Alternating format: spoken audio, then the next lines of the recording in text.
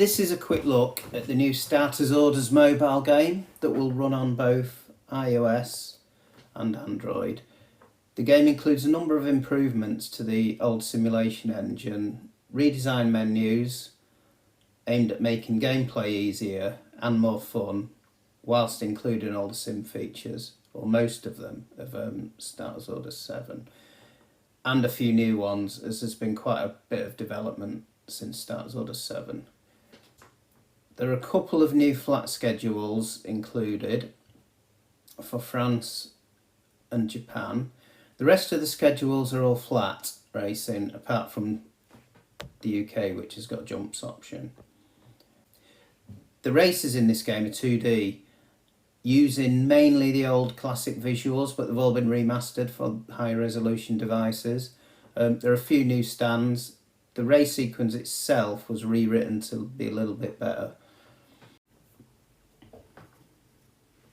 Taking a quick look at the options. Depending on your device and your OS version, a number of text-to-speech commentary voices may be available. By default, certain base voices are allocated to the correct nationalities. So if we take a look at North America,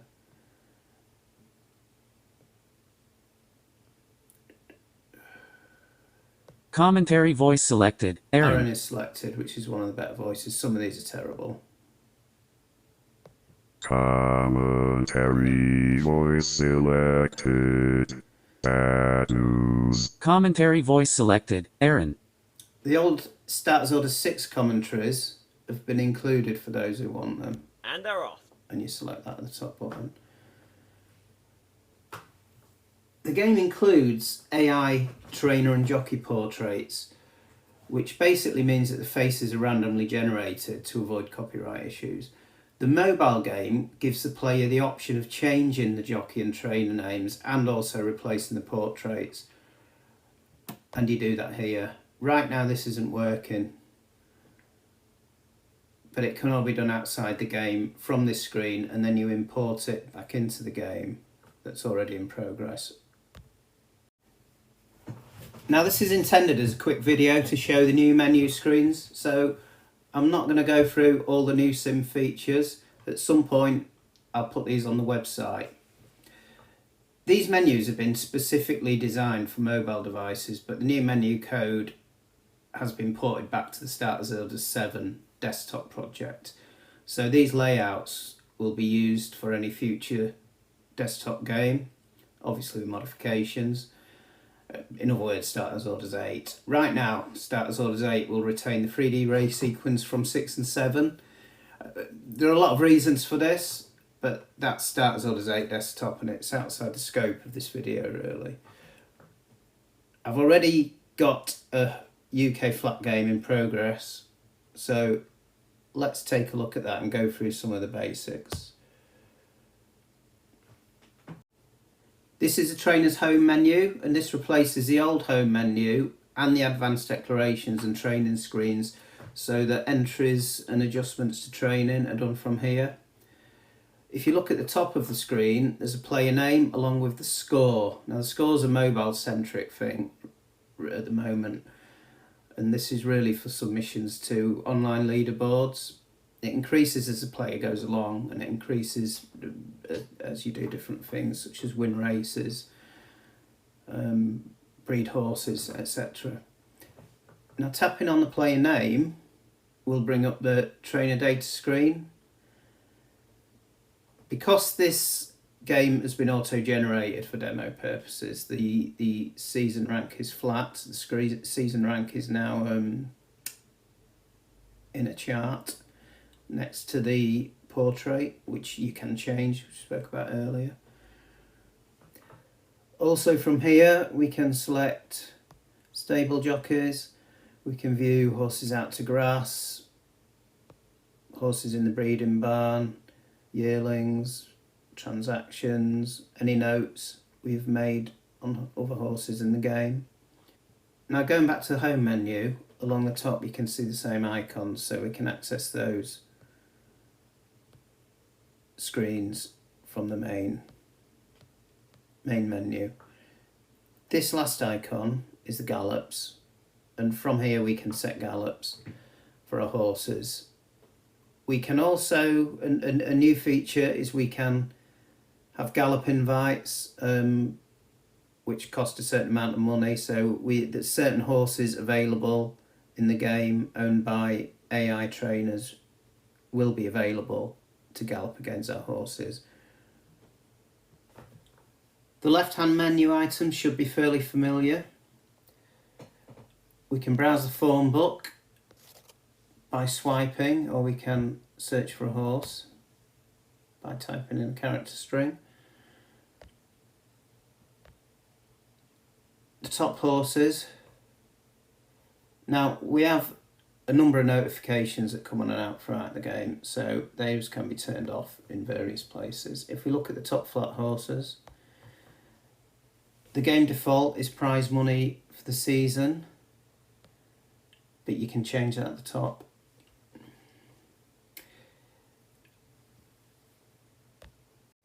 Now from this screen we can also view historical all-time great horses from this game. This will include horses that are no longer in the game, and it's top 100.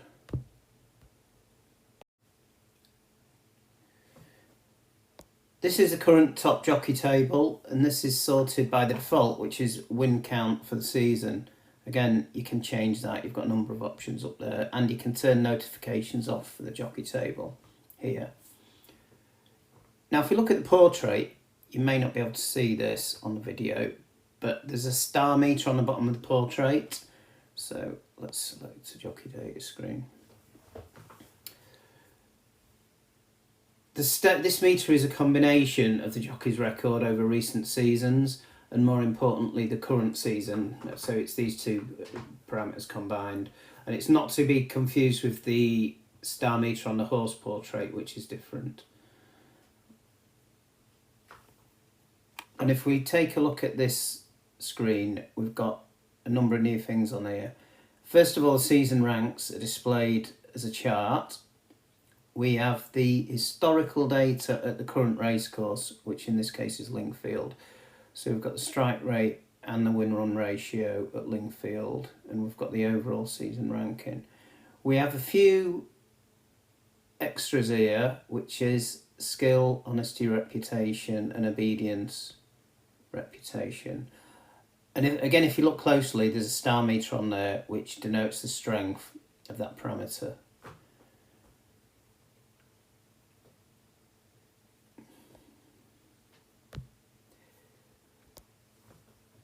The trainers table is similar, but ranked on prize money by default, prize money for the season.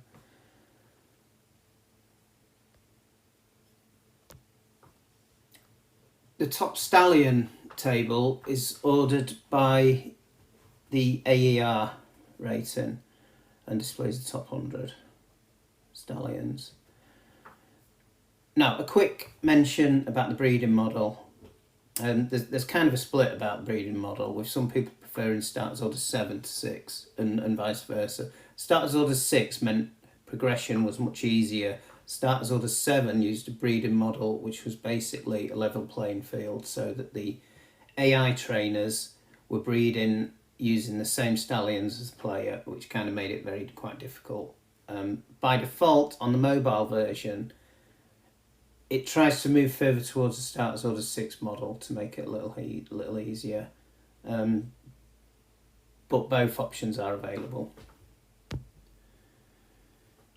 Okay, so let's enter a horse into a race. First of all, notice that the horse's race readiness indicator is displayed on the portrait on the left in the top table.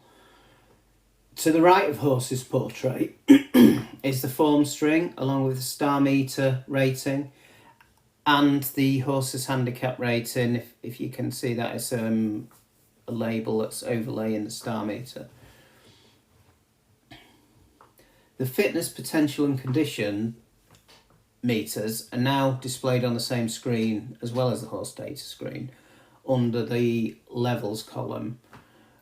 Rollovers will give help in describing these parameters.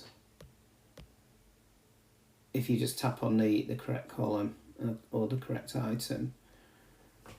Tapping the training icon next to a specific horse will bring up a training pop-up. Here you can set the intensity, the emphasis, and any extra training on the right. The intensity is most frequently changed, and if you tap to change this, you can actually copy that setting to the rest of your horses. So now if you return to the main menu and you look at the training column, you can see that there's a red indicator over all the horses, indicating that the intensity is on high. So let's set that back to amber.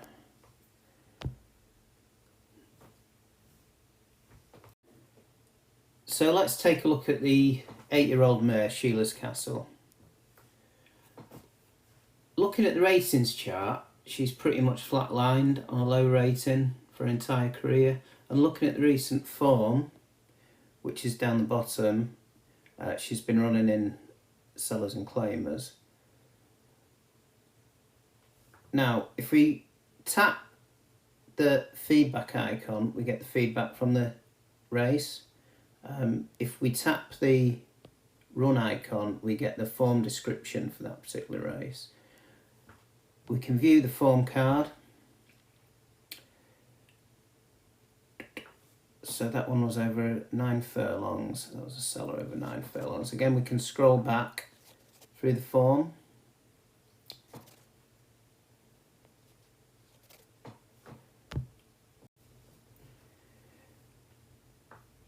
Okay, let's take a look at the races. Now, each race class is colour coded. So the group and listed races are black, and we're going to stick to sellers or claimers. So we're looking at the brown category. We can filter the race field by tapping on the horse icon. Okay, so let's enter a 7 furlong claimer at Kempton on the 25th of March.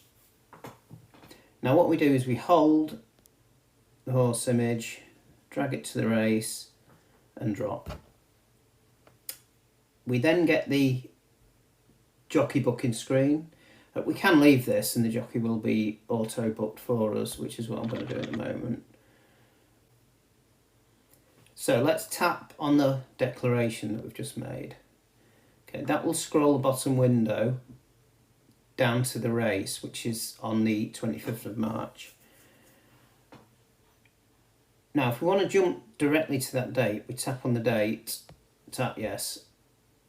You have a runner today. These pop-ups, notification pop-ups, we can turn off on various menus. This is for the top trainer, so we probably want to leave that on. If we tap the image, we'll get the trainer data screen for that trainer with the past records and the historic data at the current race course. And we can look at the breeders, any horses out to grass, yearlings, and feature race wins for that trainer. So let's see how we get on by going straight to the race course. Now, as you can see at the top of the screen, there are some trainer and jockey, course and race specific stats. We can view the full race card from the button at the top of the screen and check out all the past performances, or we can just use this card, which mostly suffices, the big card on the race menu. And while remember, we can also view the world map through the globe, and we can set the location of our stable on this map or check out the race courses. And also, the stable screen displays the current state of your stable. So most of this is maxed out currently, but you can buy all the add-ons here and increase the size of your stable, or buy bits and pieces, or buy transport. So let's skip to our race, which is the third race on the card.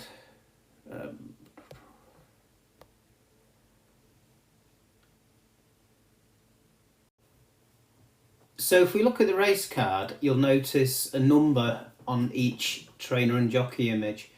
This is a current season's ranking.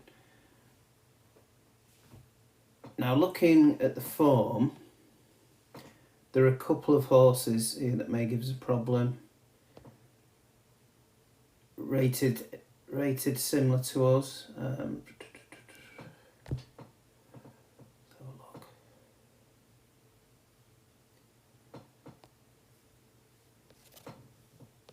Okay, so we're going to return to the race card and place a bet on our horse. To place a bet, you tap the bet icon and then you can place a single bet. If you wanted to place a forecast, you need to return to the card, add another horse, then return here, and then you have a forecast. There are a number of new multiple bets available across the meetings races, but you have to place these before you access the race menu. So we'll take a look at that once the race is finished. So let's place a max bet on our horse, which will show up there, and there'll be a rollover, so we can view that bet. With all pop-ups, you can, if you want to see what's below the pop-up, you can move them around the screen. Okay, let's watch the race. They are off. We're going to leave the tactic setting, so the jockey will make up his own mind. It's Sheila's probably gonna Castle go leads the from- way. based on previous form. Mucilid Pole is last. We The have pace is steady and the forward field is fast well packed. Sheila's button. Castle is being held onto in the lead. And we have a quick Agilite button. 9 is pushed into an early lead from Sheila's Castle. This- Brownie's the first blue time you race hit is the quick, wide, we'll skip well to inside the furlongs. final So 4 what furlongs. we can do, They we'll have leave 3 that furlongs to fast, go. actually.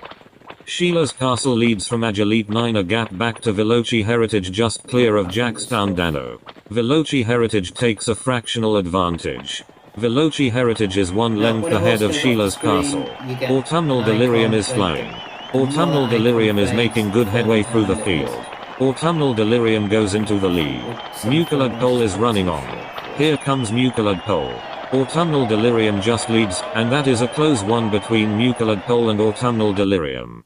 First is Mucilid Pole from Autumnal Delirium in second from Veloci Heritage in third place. We have a new top 3-year-old, and again we can access the top 3-year-old category here and check it all out from the screen. We'll go back to the that takes us back to the horse ranking menu and back to the race card for the next race. The lost bets, all the bets will remain at the top until the end of the meeting, but it's it's a lost bet. Okay, so let's skip the rest of this meeting and quickly look at how we would place a multiple bet. Okay, so at the moment we're on the 26th of March and we've got a meeting at Doncaster, which includes the Cammage Trophy and the Doncaster Mile. So we'll select the race card for the first race and we're going to put the favourite in a multiple bet. So we'll tap on that horse and we'll come out of that and leave it. We'll go to the second race, choose another horse. Okay, there's a bug there, 33-1 favourite, that's wrong. The prices must be wrong, but let's choose that horse anyway. Now we get the option of a double. So if we come back to the main menu and we go to the third race, or we could go to the fourth race. Let's choose a favourite again. So now we've got treble and Trixie options, and we can also toggle between a place and a win bet, and we can go up to 4 horses. So we'll choose the next race, put the favourite in. Now we get Yankee and Lucky 15 options. So if we were to place a win Yankee with a £10 unit stake, that's a total stake of £110. Okay, so we'll place that bet. And now when we go to Doncaster, that bet will appear. And the status of that bet will update as we progress through the races. So we've skipped a couple. Oh, both lost. Right. Okay. And that's how we place a multiple bet.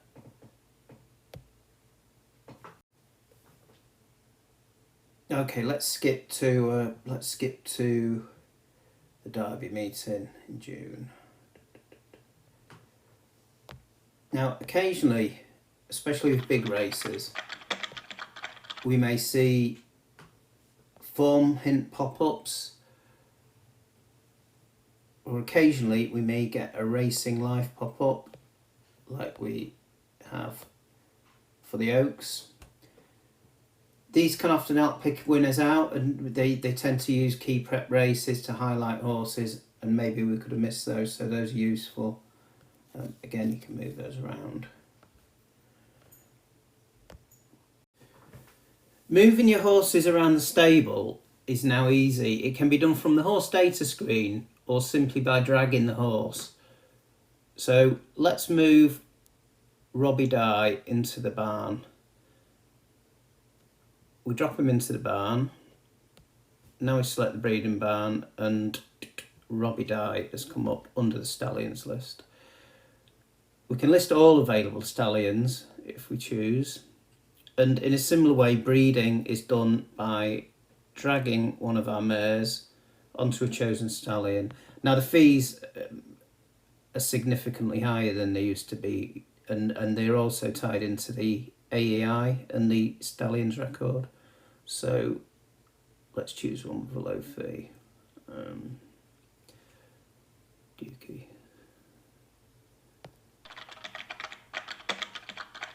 There we go. Now, tapping the yearling button at the top will list our current yearlings. Note that each portrait has a number. This is the yearling rating, which can be used as a guide to future potential. So on these numbers, we would hope Fernando Ragnar would have the most potential. One thing to note about these ratings is that they're only available while the horse is yearling. After that, they disappear. Note that any new horse that we may breed enters the global stable. So if we Save quit game. the game, what that means is that if anything were to happen to that save, or we overwrite the save of a new game, the horses that we bred will still be available to us and they will appear here in the global stable. We can import them into new games, or if there's a current game running, we may remove them from that game and transfer them to any other new game that we currently have running. So it kind of serves as a backup as well for our bred horses. So that's it for now. The game is currently running on iOS and it's been optimised to use less memory and also run quicker than previous versions while retaining all the data and stats. It should shortly be up and running on Android, which is a first for the Starters Orders series, and I'd hope to release it around Christmas time, but that's not going to happen now. So the next date is looking to be the second quarter of next year. And this video doesn't go over all the new features. Hopefully I'm going to put these on the website soon. And while this was intended as a mobile only release and the desktop, the 3D version, a PC only release, hopefully this game, it can be padded out and released on the Mac at some point. The Mac's been ignored mainly due to technical issues with the Starters Orders 7 rendering engine. So there wouldn't be a problem with this. So yeah, this may end up on the Mac. So for more information, feel free to check out the forums or the website at www.startersorders.com.